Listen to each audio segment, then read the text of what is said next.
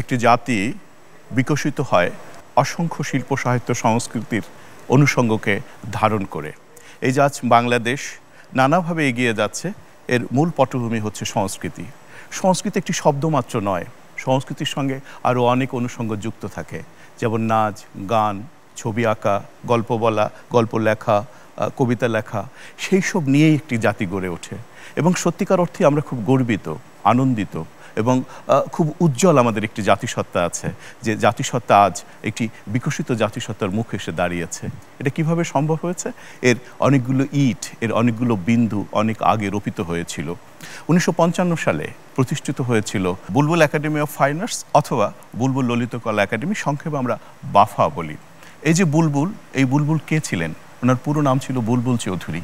তিনি এক অসাধারণ নৃত্যশিল্পী ছিলেন। শুধু কি নৃত্যশিল্পী ছিলেন, তিনি নিজে লেখক ছিলেন।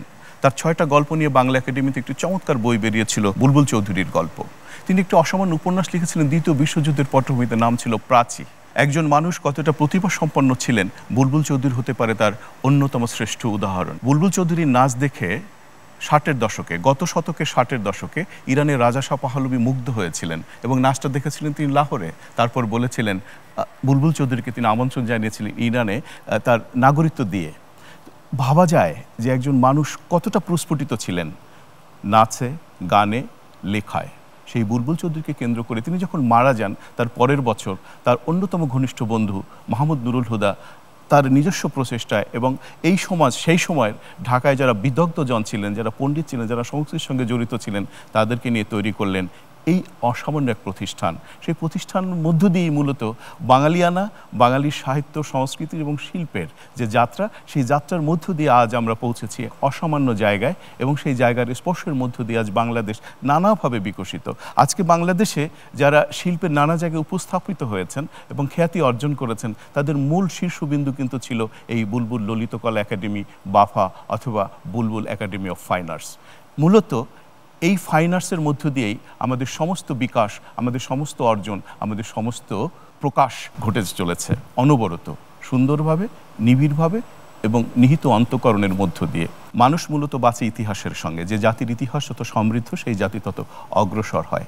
ঠিক সেরকমভাবে ইতিহাসকে ধারণ করে এটিএন বাংলা শুরু করেছে চমৎকার অনুষ্ঠান বাফা 1955 কিছুক্ষণ। বুলবুল একাডেমি অফ ফাইন আর্টস, বাফা একটি ইতিহাস। সেই ইতিহাসের সঙ্গে পরিচিত হওয়ার জন্য চলুন আমরা বাফার মূল কেন্দ্র থেকে একটু ঘুরে আসি।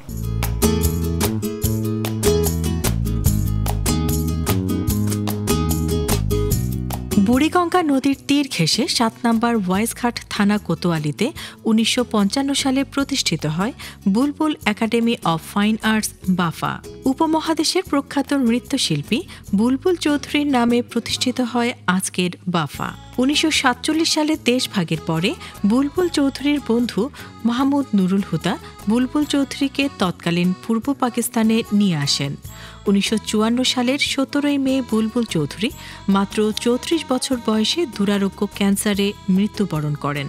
তার মৃত্যুর 1 বছর পূর্তিতে ঢাকা বিশ্ববিদ্যালয়ের কার্জন হলে বুলবুল স্মৃতি সংসদ গঠিত হয় এবং ওই দিনই 17 মে 1955 সালে বুলবুল একাডেমি অফ ফাইন আর্টস প্রতিষ্ঠানটি স্থাপিত হয়।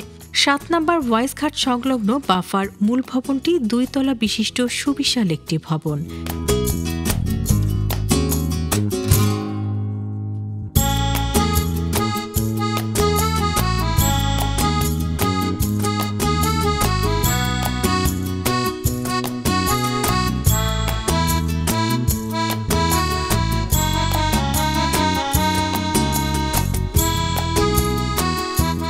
এখানে রয়েছে মোট 15টি কক্ষ, নিচতলায় 7টি এবং দ্বিতীয় তলায় রয়েছে 8টি কক্ষ, দৃষ্টিনন্দন কাঠের কারুকাজ খচিত সিঁড়ি, বাফা অডিটোরিয়াম, সুবিশাল কক্ষ। মাহমুদ নুরুল হুদার রেকর্ডিং স্টুডিও ভবনটির সৌন্দর্য বাড়িয়ে দিয়েছে বহুগুণ। ভবনটির বাহিরের অংশে রয়েছে সুবিশাল মাঠ, বুলবুল মঞ্চ ও শহীদ মিনার। বাফার মূল কেন্দ্রটি সহ ঢাকা ও নারায়ণগঞ্জ নিয়ে মোট শাখা রয়েছে 12টি। এই 12টি শাখায় প্রায় 4000 ছাত্রছাত্রী সঙ্গীত,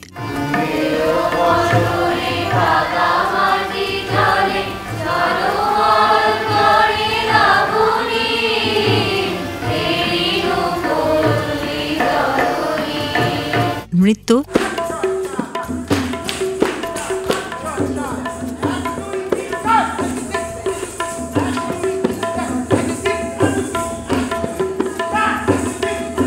চিত্রকলা, যন্ত্রসঙ্গীত, বাচেক, ভাস্কর্য ও মৃৎশিল্পে অভিজ্ঞ শিক্ষক মণ্ডলী দ্বারা শিক্ষা অর্জন করছে। সপ্তাহে 2 দিন শুক্র ও শনিবার প্রাতকালীন ও বৈকালিক ক্লাস পরিচালিত হয়। বর্তমানে রয়েছে প্রায় 200 এর ঊর্ধ্বে অভিজ্ঞ শিক্ষক মণ্ডলী। বুলবুল একাডেমি অফ ফাইন আর্টস বাফাতে বাৎসরিক 2টি পরীক্ষা নেওয়া হয়, তত্ত্বীয় ও ব্যবহারিক। শিশু শ্রেণী 4 বছর এবং বড়দের 4 বছর মেয়াদী শিক্ষা কার্যক্রম পরিচালিত হয়। বহু গুণী শিল্পীদের নাম মেলে এই বুলবুল একাডেমি অব ফাইন আর্টস বাফায়।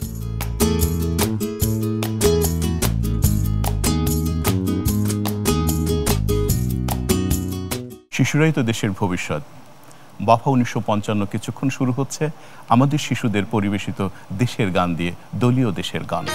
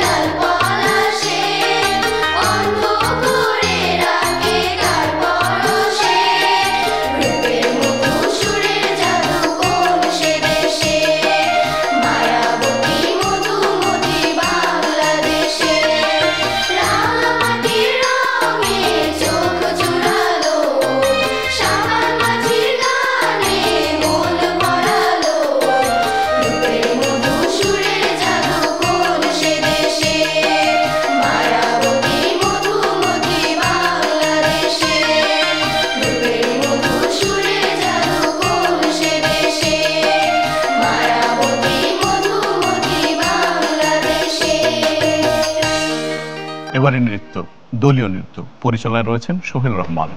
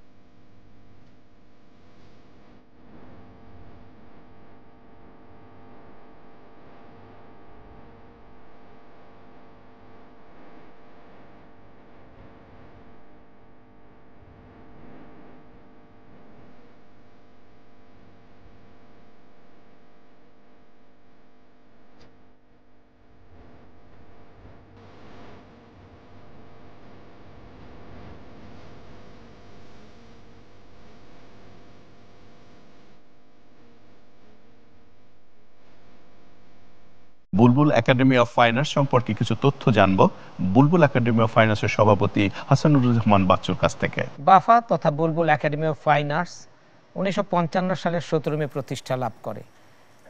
এই বাফা প্রতিষ্ঠার পিছনে যাদের অবদান, আজকে তাদেরকে শ্রদ্ধাভরে স্মরণ করছি। অগ্রদূত মাহমুদ নুরুল হুদা, প্রতিষ্ঠাতা সম্পাদক যিনি ছিলেন, তার নেতৃত্বে বেগম রানা লিয়াকত আলী, মোহাম্মদ আজিজুল হক নান্না মিয়া, বেগম আনোয়ারা বাহার চৌধুরী, মোহাম্মদ মোদাব্বের, ডক্টর মোহাম্মদ ইব্রাহিম, সৈয়দ মোহাম্মদ হোসেন, আবুল মুহাইমেন, বেগম শামসুন্নাহার মাহমুদ, কাজী মোতাহার হোসেন, সৈয়দ আহমেদ হোসেন, প্রফেসর আনিসুজ্জামান, বেদারউদ্দিন আহমেদ, খাদেম হোসেন খান, বেগম মোল্লা মজিদ, বেগম বদরুন্নেসা আহমেদ, বাসন্তী গুহ ঠাকুরতা, আবুল কালাম শামসুদ্দিন, আব্দুস সালাম, মোহাম্মদ নোমান, মিজানুর রহমান, বেগম আনোয়ারি রহমান, সুনীল কুমার বোস, সৈয়দ মোহাম্মদ পারভেজ, এইচ মাহমুদ, জেড মামি, বেগম সানোয়ার আলী, বাহাউদ্দিন চৌধুরী, বেগম জেড হায়দার ও সর্বকনিষ্ঠ ছিলেন শ্রী অজিত সান্যাল। আজকে আমি শ্রদ্ধাভরে তাদেরকে স্মরণ করছি। তারা যদি সেদিন এই বীজটি বপন না করতেন 1955 সালে, আজকে 70 বছর আমরা পা দিতে পারতাম না। শ্রদ্ধাভরে স্মরণ করছি বুলবুল একাডেমি অফ ফাইন আর্টসকে, যারা এতদিন চালিয়ে নিয়ে গেছেন, কমিটি, শিক্ষক, যাদের অবদানে আজকে বাফা বীর দর্পে এগিয়ে চলেছে। এবং আজকের এই অনুষ্ঠান আমাদের সকল ছাত্রছাত্রীদের দ্বারাই পরিবেশিত হচ্ছে। সাথে আছে আমাদের শিক্ষক, যারা অক্লান্ত পরিশ্রম করে তাদেরকে তৈরি করেছে। ফাগুন হাওয়ায় হাওয়ায় রবীন্দ্রসঙ্গীত দলীয়ভাবে পরিবেশিত হচ্ছে এখন।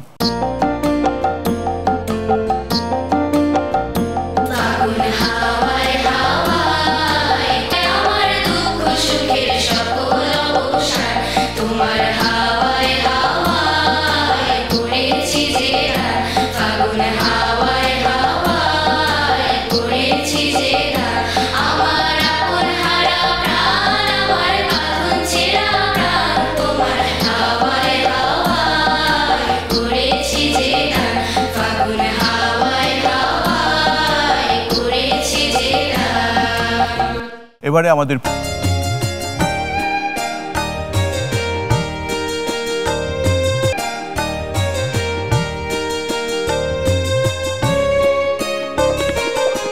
দলীয় নৃত্য পরিচালনায় অনিক বোস।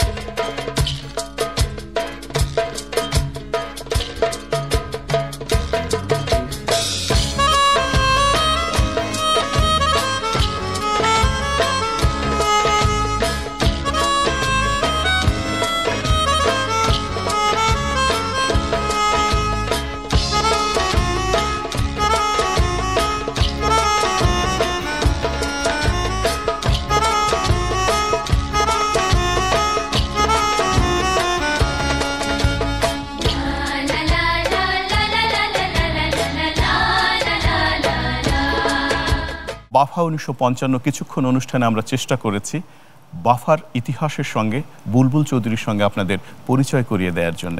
আমরা চেষ্টা করেছি এই প্রজন্মের ছেলেমেয়েরা কিভাবে বুলবুল চৌধুরীকে ধারণ করে আমাদের শিল্প সাহিত্য সংস্কৃতি এবং সুরের ধারা এগিয়ে নিয়ে যাচ্ছে। এটা শুরু হলো মাত্র। নিশ্চয়ই আমাদের আগামী অনুষ্ঠানগুলোতে পর্যায়ক্রমে আরও ইতিহাসের সঙ্গে আপনারা পরিচিত হবেন এবং আনন্দে উদ্বেলিত হবেন এই সমাজ, এই দেশ, এই রাষ্ট্র কতভাবেই না এগিয়ে যাচ্ছে।